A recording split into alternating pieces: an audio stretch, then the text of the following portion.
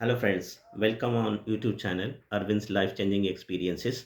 आज बात करने वाले हैं आर्टिफिशियल इंटेलिजेंस की टेक्नोलॉजी के बारे में, जिसमें दो बेसिक टेक्नोलॉजी हैं। एक आपका चैट बोट है, दूसरा आपका वॉइस बोट है।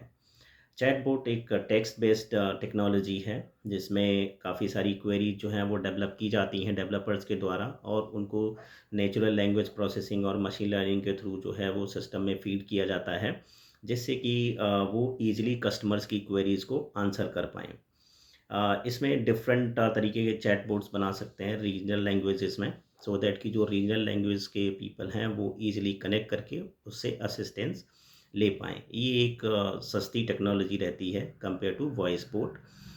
काफ़ी इफ़ेक्टिव है, जैसा कि आपने देखा होगा कि लोग लोग आजकल व्हाट्सएप या टेक्स्ट से ज़्यादा कम्युनिकेट करना पसंद करते हैं, तो ये एक अच्छी टेक्नोलॉजी है उस बेस पे। इसके अलावा बात करते हैं वॉइस बोट की। वॉइस बोट थोड़ा महंगी टेक्नोलॉजी पड़ती है। इसमें क्या होता है कि ये एक आपने देखा होगा कि गूगल असिस्टेंट है या एलेक्सा है, ये जिस तरीके की आर्टिफिशियल इंटेलिजेंस टेक्नोलॉजी हैं वॉइस बोट की, जहाँ पे वॉइस के द्वारा कोई भी कमांड देता है तो उसका ईज़िली जो है वो आंसर मिल जाता है।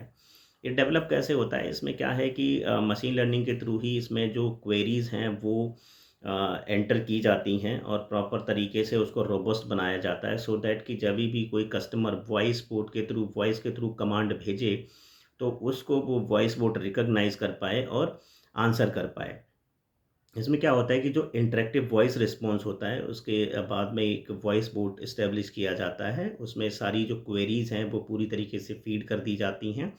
तो जभी भी कोई कस्टमर वहाँ पे आता है, तो वो वॉइस बोट उसको आंसर कर देता है। ये काफ़ी टफ़ रहता है वहाँ पे समझना कि कोई एजेंट कॉल आंसर कर रहा है या बोट आंसर कर रहा है, क्योंकि सिमिलर ही एक्सपीरियंस लगभग रहता है।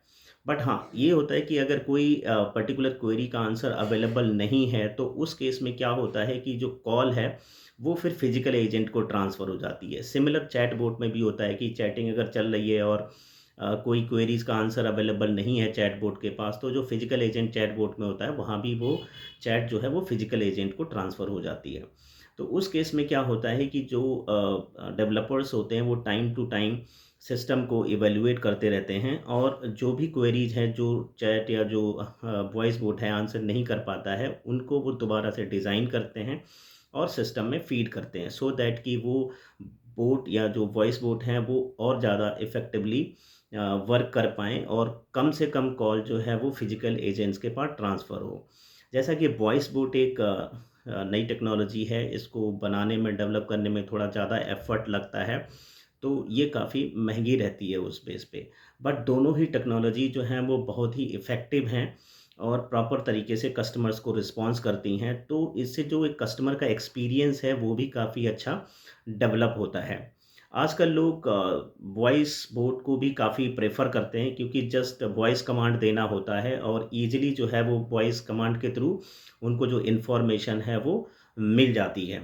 बट टेक्स्ट बेस्ड में अगर बात करें तो व्हाट्सएप बोट और चैट बोट भी काफ़ी इफ़ेक्टिव हैं, और उसमें लोग ईज़िली कनेक्ट करते हैं चैट के थ्रू और अपनी जो क्वेरीज़ हैं उनका आंसर ले लेते हैं। तो इस तरीके से दोनों ही टेक्नोलॉजी रोबस्ट हैं, दोनों ही अच्छी तरीके से परफ़ॉर्म कर रही हैं बीपीओ और कॉन्टैक्ट सेंटर इंडस्ट्री में। आने वाले टाइम में ये काफ़ी और ज़्यादा रोबस्ट होंगी और अच्छे तरीके से जो रिज़ल्ट है, वो डिलीवर कर पाएँगी। Thank you for watching.